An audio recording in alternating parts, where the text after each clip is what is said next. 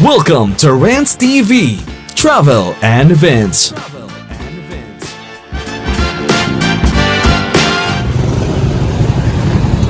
Hello guys, nandito lang po tayo ngayon sa Intramuros in Manila. Please samahan niyo po akong mag-walk tour dito sa Cabildo Street. First time ko rin pong mag-walk tour dito at samahan niyo po ako guys para makita po natin kung anong mga kaganapan dito sa street na to. Ayan na po ang kahabaan ng Cabildo Street. Ito naman po ang Soriano Avenue. Diyan po sa banunahan ay Pasig River Esplanade na po. Ito po yung main road ng Intramuros, ang Soriano Avenue. Sa banunahan na po ang gate papuntang South, Pier at Rojas Boulevard at iba pang mga lugar. At yan naman po ang Plaza Roma at Manila Cathedral.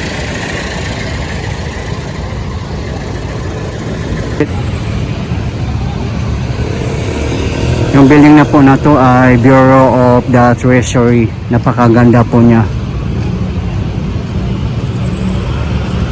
Ayan, may nakapark din dito na kalesa kung gusto nyo po mag-explore by riding a kalesa.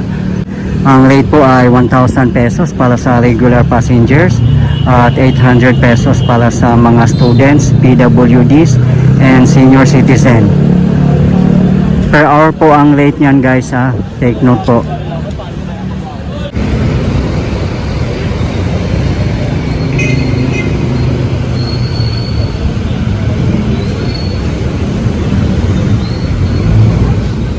Marami din mga pedicab dito or motorcycle nakapark.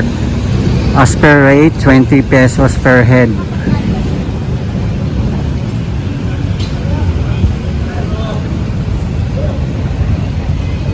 Ayan po mismo ang Manila Cathedral. Ito naman po ang Plaza Roma. Yung building po na malaki dyan, yan po ang Plaza del Gobernador or Comelec office.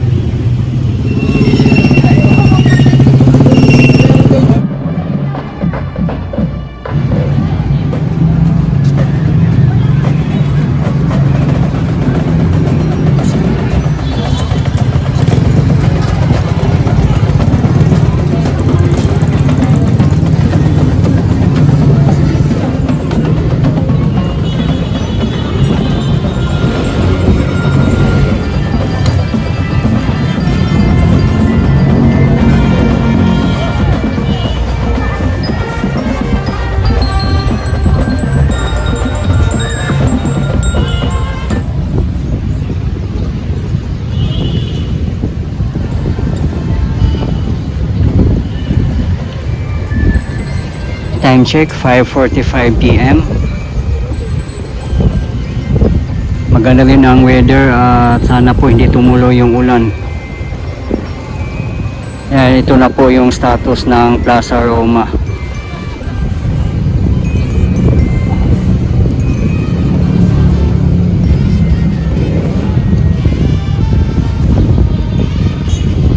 Sa harapan lang po mismo ng Manila Cathedral ang Plaza Roma. Yung kalye naman po na yan ay General Luna Street. Ang kahabaan po ng General Luna Street ay ginawa na po yung pedestrian. Ang pinakadulo po niyan ay Fort Santiago. At sa kabilang side naman po na dulo ay papuntang Rizal Park.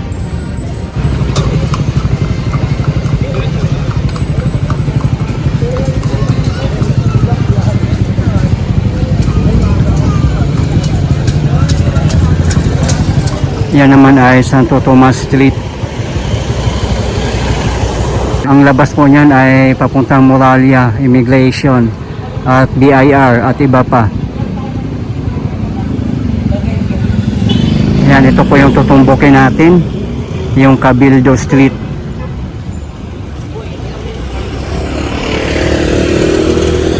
Yan, may coffee shop din po pala dito, oh, Belfry Cafe. Ngayon ko lang po nalaman ito na meron palang coffee shop po dito sa Manila Cathedral mismo.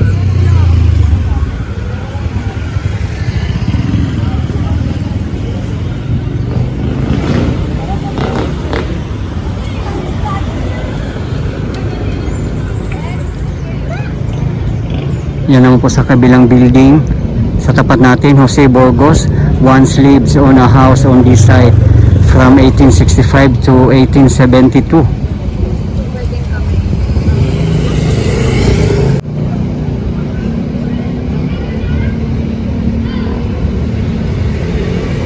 Edificio Ferlo. Napakaganda niya guys, grabe.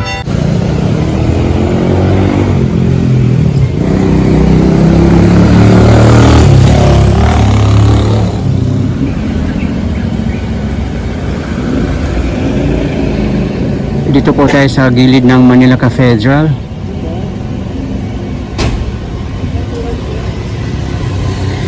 Diretso po tayo. Villa Blanca. Ito naman parkingan at may bakante.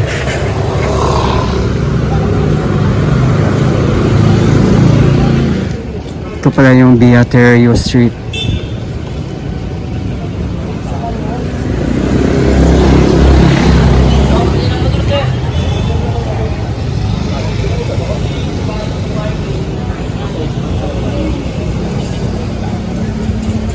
Yan yung Villa Blanca. Yan yung kahabaan ng Beaterio Street.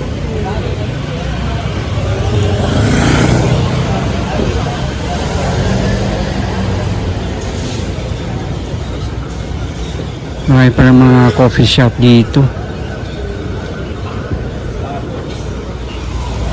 La Castellana. Welcome. The Escuela Nautica de Manila once stood on this site from 1820 to 1913. Juan Luna y Novicio studied here from 1869 to 1872.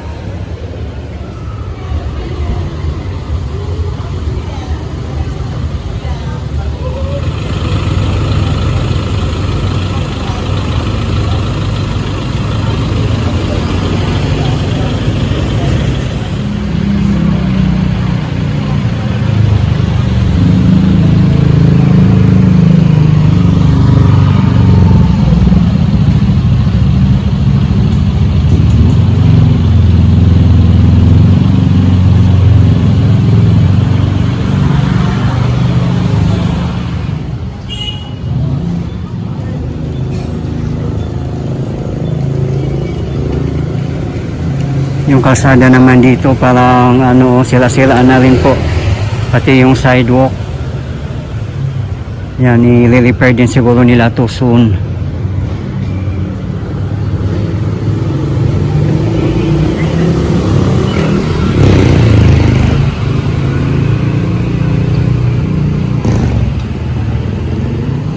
Ganda din ang design ng building na to guys, oh. Yan sa kabilang building naman po ay Bahay Chinoy, Museum of Chinese in Philippines Life.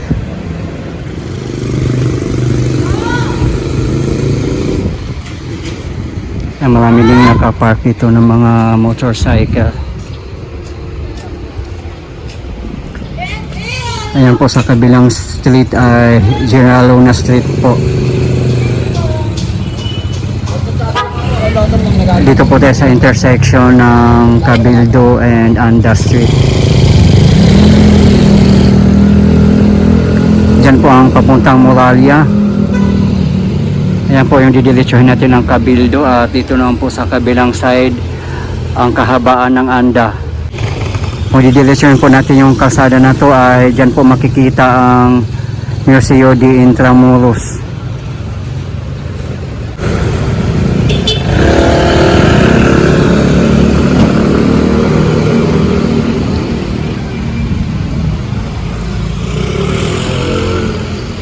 Dito naman sa kabilang side ay parang ano, bakante.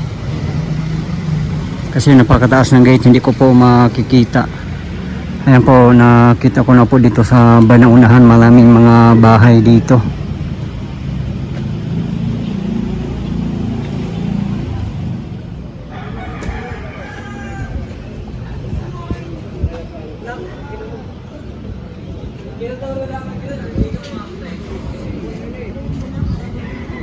Marami po pala nakatira dito na area.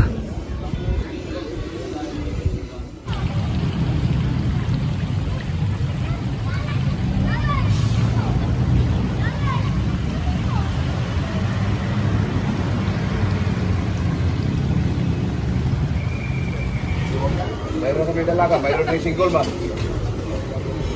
Ha?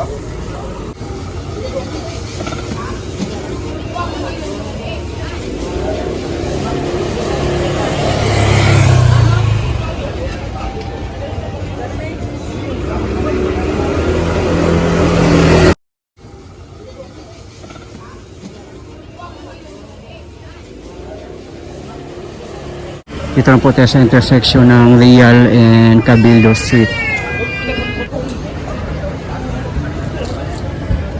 Ito po yung kahabaan ng Real.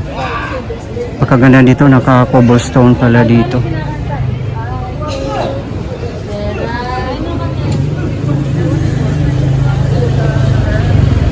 Ito naman papuntang Moralia Street.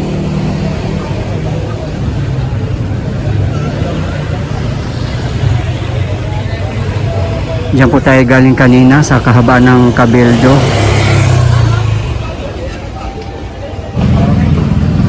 Dito pala na area, naka-cobblestone pala dito. Siguro ito pa yung mga sinauna. Ayan po oh.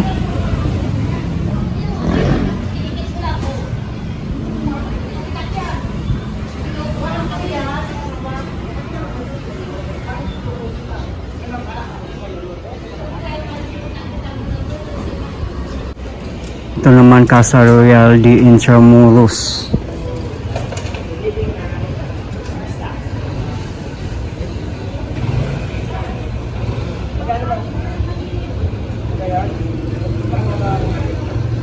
Grabe palang dami palang nakatira dito. Ayan o, palang may pesta din yata dito kasi maraming mga decorations sa taas.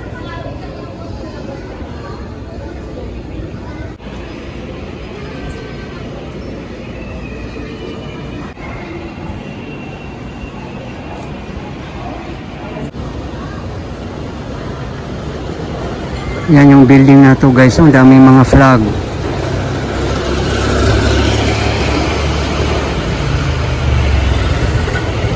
Hindi ko alam kung anong building yan.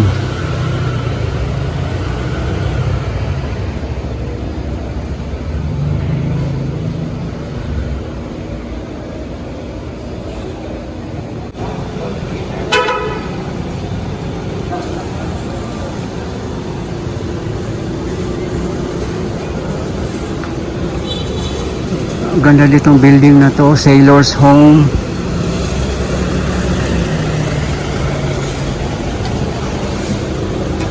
Ganda ng mga building dito.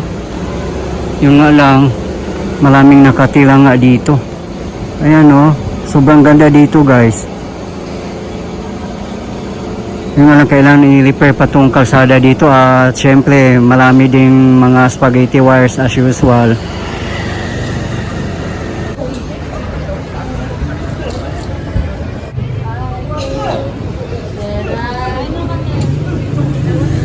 Sana nga po magkaroon sila ng underground cabling system dito sa Intramuros para maganda, malinis at organized tingnan.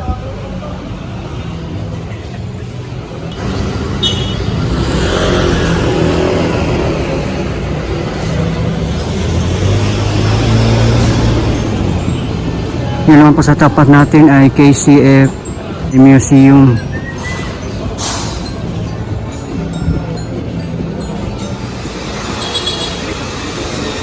Grabe, sobrang ganda ng building na yan, no?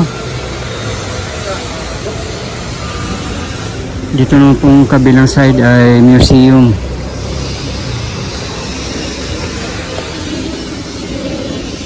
Mahaba-haba din pala itong Cabildo Street.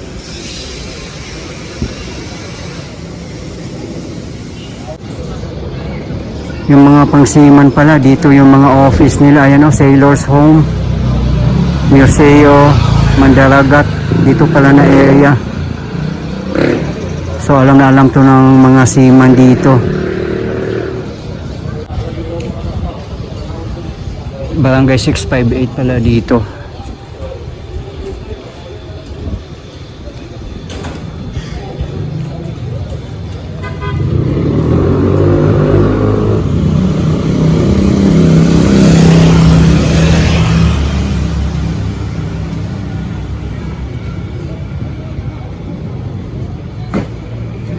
Malapit na tayo sa dulo, guys.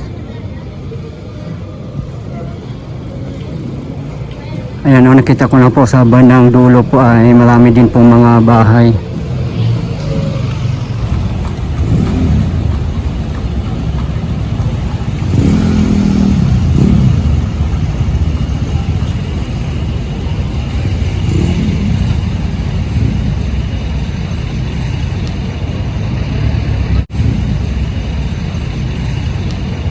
Dito po tayo sa intersection ng Victoria Street and Cabildo Street.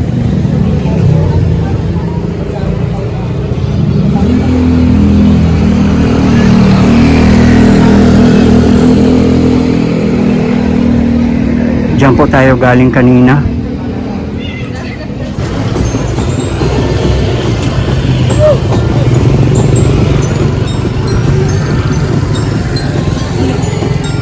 Yan, dito po parang market, marami ding mga kabahayan dito. Yan, tuloy lang po tayo sa ating walk tour, guys.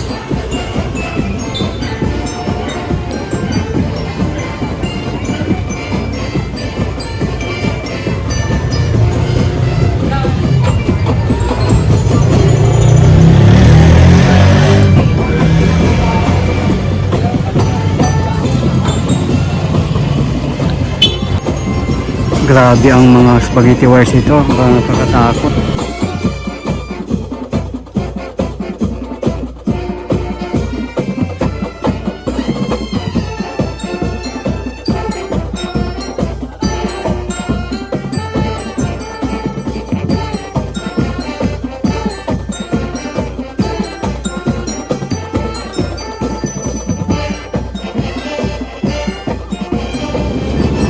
Ilustrado Restaurant and Cafe, established 1989.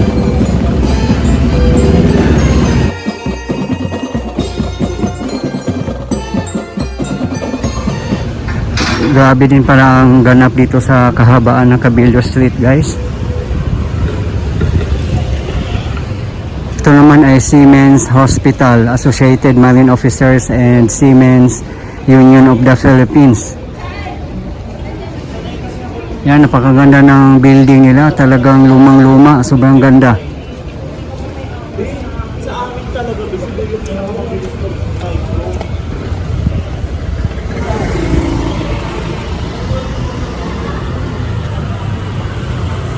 Sobrang na-amaze ako sa mga building dito na sinauna.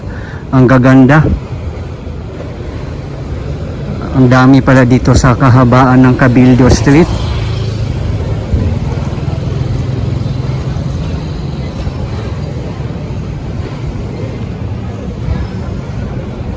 Ayan naman po sa tapat natin ang pamantasan ng lungsod ng Maynila.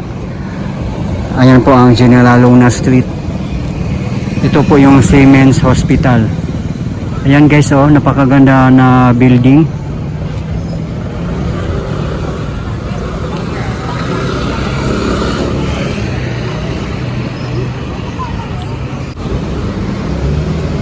Tanaw na tanaw ko na po ang Intramuros Wall.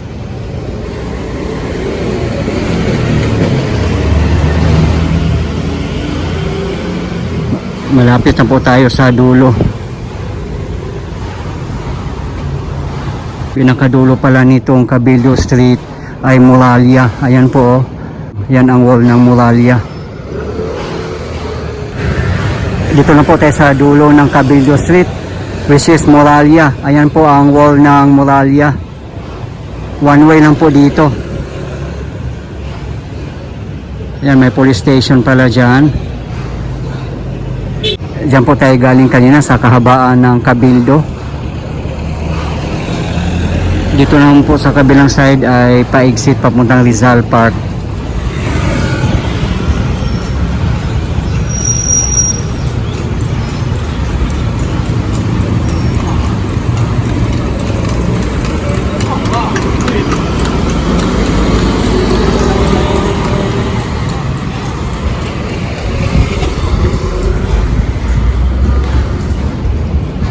Guys, ito po yung latest update natin ngayon dito sa Cabildo Street in Intramuros. as of today, February 4, 2025. Maraming salamat po sa patuloy niyong suporta at panunood ng aking mga videos.